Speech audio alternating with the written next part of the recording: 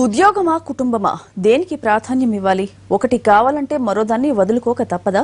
రెండింటిని సమన్వయం చూసుకోవడం ఎలా? హైదరాబాద్లో పనిచేస్తున్న ఏపీ మహిళా ఉద్యోగుల్ని వెంటాడుతున్న ప్రశ్నలివి. ప్రాంతాలు వేరైనా ఉమ్మడి రాష్ట్రంలో డెప్యుటేషన్లతో నెట్టుకు వచ్చేవాళ్లు, కానీ ఇప్పుడు అలాంటి ఆప్షన్లు లేవు. మరి ఇప్పుడు వాళ్ళు ఏం చేయాలనుకుంటున్నారు?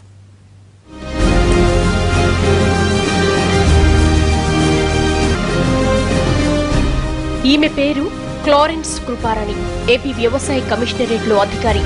భర్త రామకృష్ణ ప్రైవేటు ఉద్యోగి. ఇద్దరు ఆడపిల్లలున్నారు. పెద్దమ్మాయి 10వ తరగతి చదువుతోంది. కృపారాణిది జోనల్ పోస్టు. భర్త ఉద్యోగం హైదరాబాద్లోనే ఉండడంతో 10 ఏళ్ల క్రితం ముందు డెప్యుటేషన్, తర్వాత ట్రాన్స్ఫర్ మీద వచ్చారామె. రామకృష్ణ ప్రభుత్వ ఉద్యోగి కాకపోవడంతో ఇప్పుడు ఈమెకు ఆప్షన్స్ లేవు. ఈ నెల 27 లోపు ఏపీకి వెళ్లి రిపోర్ట్ చేయాలి. ఏపీ పేరుకు ఈమె సొంత రాష్ట్రమే కానీ అక్కడైన వాళ్ళు ఎవరూ లేరు.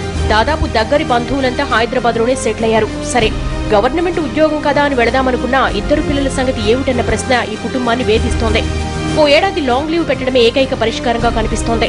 మేము వెళ్ళి ఆర్డర్స్ ఒబే చేయాలి కనుక మేము వెళ్ళి, అంటే నాకు మా పెద్ద పాప 10th క్లాస్కి వచ్చిందండి. ఇంకా పాపని అటు ఇటు షిఫ్ట్ చేయడం కానీ చదువు డిస్టర్బ్ చేయలేక జాయిన్ అయ్యి లీవ్ పెడదామని అనుకుంటున్నాను. హస్బెండ్స్ ఏమో ప్రైవేటు జాబ్ రీచ్, దట్టు మాది జోనల్ క్యాడర్ వలన మాకు ఇప్పటి వరకు ఆప్షన్స్ అనేవి మాకు ఏమీ లేవు. దట్టు ప్రైవేటు ఎంప్లాయీస్ హస్బెండ్ అయితే ఆప్షన్ ఏమీ ఉండదు కనుక ఇబ్బందే ఉన్నది.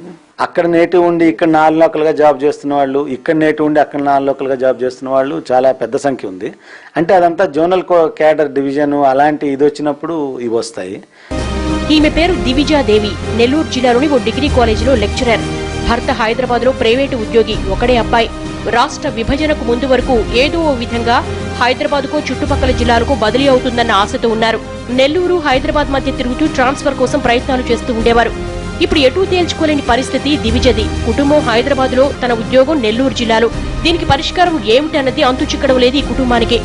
ఇరు ప్రభుత్వాలు కూడాను ఒక ఒప్పందానికి వచ్చేసి ఇలా వెళ్తాము, మనస్ఫూర్తిగా మా ప్రదేశానికి వెళ్తాము అన్న ఉద్యోగుల్ని ఏ ప్రాంతం వాళ్ళని ఆ ప్రాంతానికి పంపిస్తే చాలా సంతోషిస్తామండి. వేరే ఆప్షన్ ఏది లేదు. ఎవరిని అడిగినా కూడాను ఇద్దరు ముఖ్యమంత్రులు కూర్చోవాలి, ఇద్దరు సీఎస్లు కూర్చొని మాట్లాడుకొని తేల్చుకోవాల్సినటువంటి ఈ విషయం అని చెప్తున్నారు. కాబట్టి మాకు వేరే ఆప్షన్ కూడా లేదు. ఈ సమస్య ఒక కృపారాణి, దివిజాదేవికి పరిమితం కాలేదు. తెలుగు రాష్ట్రాల్లోని వందలాది మంది ప్రభుత్వ ఉద్యోగులు ఎదుర్కొంటున్నారు. ప్రభుత్వానికి ఒకటే నా విన్నపము, స్పౌజ్ అంటే భార్యాభర్తల్లో ఇద్దరు ప్రైవేటు ఉద్యోగాలు అయితే ఎక్కడైనా వెతుక్కోవచ్చు. కానీ ఒకరు ప్రభుత్వ ఉద్యోగము, ఒక ప్రైవేటు ఉద్యోగం అంటే ప్రైవేటు ఉద్యోగం ఎక్కడ పడితే అక్కడ దొరకదు. ప్రభుత్వ ఉద్యోగం మాత్రం ట్రాన్స్ఫర్ మీద ఒక ప్రాంతం నుంచి ఇంకో ప్రాంతానికి రావచ్చు. బట్ ప్రైవేటు ఉద్యోగం మాత్రం ట్రాన్స్ఫర్ లేనిది కాబట్టి తను ఎక్కడైతే పనిచేస్తుందో ఆ ప్రాంతానికి నన్ను లేదా నాలాగా ఉన్నటువంటి చాలామంది స్పౌజ్ గ్రౌండ్స్లో ఉన్నటువంటి వాటిని తమ స్వరాష్ట్రాలకి లేదా వాళ్ళు కోరుకున్న రాష్ట్రానికి పంపించాలని ప్రభుత్వాన్ని విన్నవించుకుంటున్నాం. స్థానికత కారణంగా కుటుంబాలకు దూరమవుతున్న వారు ఇప్పుడు ఏకంగా ఒక సంఘాన్ని ఏర్పాటు చేసుకున్నారు. 2 ప్రభుత్వాల పెద్దలు సానుకూలంగా స్పందించి ఇబ్బందులు తొలగించమంటున్నారు ఈ ఉద్యోగులు. గవర్నమెంట్ ఎంప్లాయీసే కాకుండా ప్రైవేట్గా చేసిన స్పౌజులు ఎవరైనా కూడా, ఇండివిజువల్ క్యాండిడేట్స్ ఉన్నా కూడా స్పౌజ్ లేకున్నా ఇప్పుడు గవర్నమెంట్ ఏంటంటే మ్యూచువల్కి స్పౌజ్కి మాత్రమే ఒప్పుకునే పరిస్థితులు కనబడుతున్నాయి. ఇప్పుడు అంటే మ్యూచువల్ అక్కడి నుంచి ఒకరు ఇక్కడ ఇటు వస్తే ఇటు నుంచి ఒకరు అక్కడ పోవడానికి సిద్ధంగా ఉన్నటువంటి ఎవరైతే ఉన్నారో వాళ్ళని ఒప్పుకుంటున్నారు. తర్వాత స్పౌజ్ కేసులు అంటే భార్యాభర్తలు ఎంప్లాయీ అయ్యుండి ఒకరు నేటివ్ ఆఫ్ తెలంగాణ అయ్యి ఉంటే వీళ్ళని ఒప్పుకునే పరిస్థితి ఇప్పుడు ఉంది. జోనల్ పోస్టులు, స్పౌజ్ ప్రైవేటు ఉద్యోగి అయిన సందర్భాల్లో తలెత్తుతున్న ఇలాంటి సమస్యలపై కూడా ప్రభుత్వాలు దృష్టి సారించాలి అన్నది ఉద్యోగుల అభిప్రాయం.